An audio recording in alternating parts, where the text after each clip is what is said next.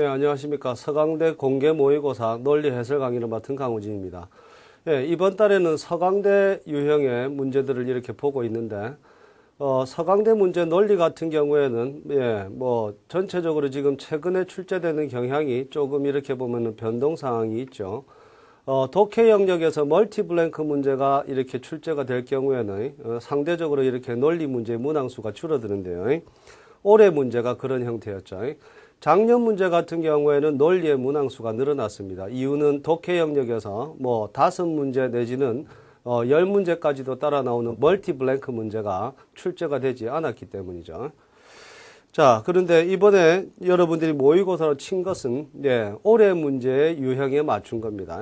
전체적으로 이렇게 서강대 유형도 많게는 보면은 13문제, 17문제까지도 논리 문제가 따라 나올 수가 있습니다. 이번 모의고사에서는 올해 유형에 맞춰서 9문제만 출제가 됐는데, 전체적으로 이 9문제가 출제가 되든 아니면은 그 이상의 문제가 출제가 되든 이 서강대 유형 또한 요새 종합 유형으로 바뀌고 있습니다. 그러니까 여러분들이 이제 모의고사를 쳐봐서 알겠지만, 원 패러그래프도 나오고, 그 다음에 투 블랭크, 멀티 블랭크까지, 그죠?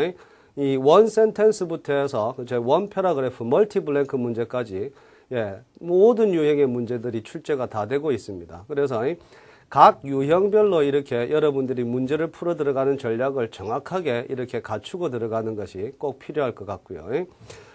이번 시험에서는 조금 이렇게 해설을 하면서 그죠? 시간 관계상 모든 유형을 다 다룰 수는 없으니까요. 수업 시간에 다 다루고 있으니까 여러분들이 수업을 통해서 이렇게 쫓아가시면 되는 걸 거고. 이번 모의고사 해설 강의에 있어서는 그죠? 요새 여러분들이 또 이렇게 수업을 들으면서 또 접하고 있는 유형인데 이 멀티블랭크 또는 투블랭크 문제를 해결해 들어가는 요 전략을 잠깐 간략하게 좀 보고 가겠습니다. 전체적으로 이렇게 블랭크의 형태가 많게는 그죠? 3개, 4개까지 따라 나오는 문제 유형, 멀티블랭크 문제라든지 그 다음에 기본적으로 따라 나오는 게 또 투블랭크가 있죠. 이런 유형의 문제를 풀 때에는 여러분들이 생각을 해야 되는 게 무조건 그냥 해석을 다 하는 걸로 정밀 독해를 가지고 뭔가 문제를 해결하려고 할 게 아니라 논리 구조를 쫓아가면서 뭔가 효과적으로 문제를 풀 수 있는 방법을 생각을 하셔야 됩니다. 그죠? 그래서 이렇게 크게 4가지 정도로 정리를 해놨는데 이 내용들을 머릿속에 여러분들이 딱 기억을 하면서 접근을 하셔야 돼요. 먼저 빈칸 전후의 논리 관계가 명확한 그죠? 그런 빈칸부터 먼저 공략을 합니다. 단서가 명확한 빈칸부터 먼저 공략을 하셔서 그 빈칸에 들어갈 단어의 의미를 떠올려가면서 오답 속어 그죠? 보기 분석을 하면서 답의 폭을 좁히는 거죠. 그리고 난 다음에 그 다음 빈칸으로 이렇게 공략해 들어가는 형태가 필요할 것 같고 항상 단서 중심으로 문제를 해결해야 되니까 그죠? 여러분들이 의미 단락을 딱딱 이렇게 원 센텐스에서도 해보셨잖아요. 의미 단락을 이렇게 꾸준히 나눠가면서 그죠? 확실하게 이렇게 온전한 의미 단위가 있는 부분에서 단서를 찾고 그죠? 그 단서를 가지고 역시 그죠? 보기 분석, 오답 소거를 해 들어가는 형태로 답의 폭을 좁히셔야 됩니다. 그러니까 이 오답 소거가 아주 중요한 기능을 해요. 이 스킬을 확실하게 여러분들이 익혀놓는 게 필요해요. 그러니까 투블랭크 문제에서는 명확한 단서가 먼저 제시된 빈칸부터 공략을 하고 그 단서를 가지고 그죠? 이렇게 오답 소거를 해 들어가는 형태로 답을 쫓아가는데 주로 그 단서가 어디에 있다? 온전한 의미 단위에 있다라는 걸 그걸 알고 가셔야 되고 또 마지막으로 적어놓은 게 빈칸 사이의 논리 관계죠. 특히 빈칸이 몰려 있는 경우에는 그죠? 이 빈칸 전후에 따라 나오는 논리 구조에 따라서 예를 들어서 빈칸 앤드 빈칸 이렇게 따라 나올 수도 있습니다. 그래 됐을 때는 빈칸에 들어가는 단어의 그죠? 의미가 서로 비슷한 게 들어가겠죠. 그런 식으로 빈칸 사이의 논리 관계까지도 생각을 하면서 문제를 해결해야 되는 것도 있을 겁니다.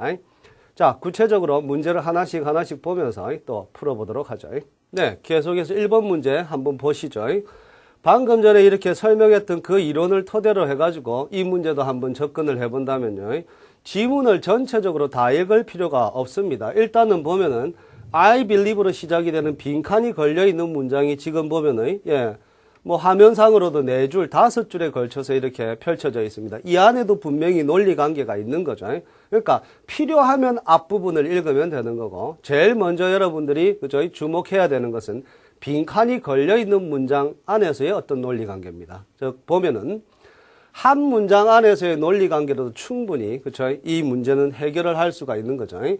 I believe 다음에 이어지는 문장이 지금 보면은 believe의 목적으로 대절이 2개가 and로 나열이 되어 있습니다. 온전한 의미 단위에서 단서를 찾는다 그랬죠. 두 번째 대절에 따라 나오는 이야기가 그죠? 따라 나와 있는 게 그렇죠. dissatisfaction and listlessness 해서 그죠? 부정적인 이야기가 따라 나와 있어요. 그러니까 당연히 그죠? 예, 앞쪽에 열거되어 있는 이 문장 안에서도 그죠? 첫 번째 대절 안에서도 부정적인 내용이 따라 들어가겠죠. 해석을 해봐도 그렇죠. 나와 있는 게 환경이 그죠? 어떤 사람들을 그죠? 이러한 불행을 어떻게 하게 이끌게 될 때 그죠? 됐죠? A very deep need remains 빈칸 이래 됩니다. 그죠? 마음속 깊은 곳에 있는 어떤 욕구가 어떤 상태가 되어지게 된다라는 이야기. 그죠? 그러니까 이 욕구하고 관련해서 부정적인 이야기가 뒤쪽에 따라 나오는 그죠? and that 해서 두 번째 목적으로 쓰이고 있는 이 대절에서 부정적인 이야기가 나오는 것을 보고 예, 두 빈칸 모두에 부정적인 단어가 들어간다라는 걸 파악할 수가 있습니다. 그러니까 머릿속에는 이 방금 전에 읽었던 이 부분에 해석을 남겨놓는 것이 아니라 논리 관계에 따라서 이 두 빈칸에 부정적인 단어가 들어간다라는 걸 생각을 하고 보기를 분석을 해보신다면 예, 보기 8개 따라 나오는 부정적인 단어들을 다 지금 꼬표로 표시를 해놨는데요. 예, 나오는 게 답으로 제시가 되는 게 3번이 그죠? 답이 될 수가 있겠네요. 이런 형태로 그죠?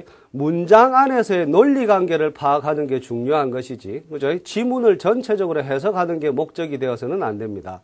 여러분들은 문제를 풀어야 되는 거고 답을 찾아 들어가야 되는 과정이니까요. 답을 찾아 들어가는 요령으로 이렇게 빈칸 전후의 논리 관계, 그 다음에 온전한 의미 단위에서 단서를 찾아서 이렇게 문제를 해결하는 방식이 효과적인 방법이 될 겁니다. 계속해서 2번 문제 보도록 하겠습니다. 2번도 보면은 그렇습니다. 지금 보면 지문이 이것도 꽤 긴 편인데 방금 전에 1번에서 풀어봤던 패턴 그대로 접근을 하는 게 그죠? 필요할 것 같네요. 그죠? 이거는 지금 보면 투 블랭크 문제는 아니지만 그죠? 한 문장 안에서의 논리 관계로 충분히 답이 나오는 겁니다. 늘 이게 습관이 돼 있어야 돼요. 빈칸 주변에 따라 나오는 연결사요. 여기서도 지금 보면은 and를 통해서 그죠? 지금 보면은 그렇죠. 예. 따라 나와 있는 게 and를 통해서 지금 그죠? 예, 분사구가 지금 2개가 이어지고 있는 상황입니다. 그러니까 나와 있는 게 우리는 어떤 사회에서 살아가고 있다 이래놨는데 and 다음에 따라 나오는 게 그렇게 돼 있죠. 예. even governed by the values of 그죠? utility 등등등 해서 이렇게 따라 나와 있습니다. 그죠? 그러니까 뒤에 따라 나오는 게 이런 것들에 의해서 지배를 받는 사회인 거예요. 앞에 나오는 A society를 꾸며주는 거죠. 그러니까 and로 나열이 되어 있으니까 여기도 기술에 의해서 지배를 당하는 내지는 기술의 영향을 받는 이런 의미로 쓰이는 단어를 그죠?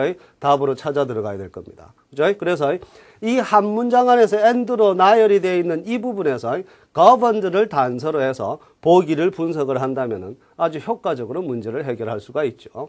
네, 계속해서 3번 문제 한번 보시죠.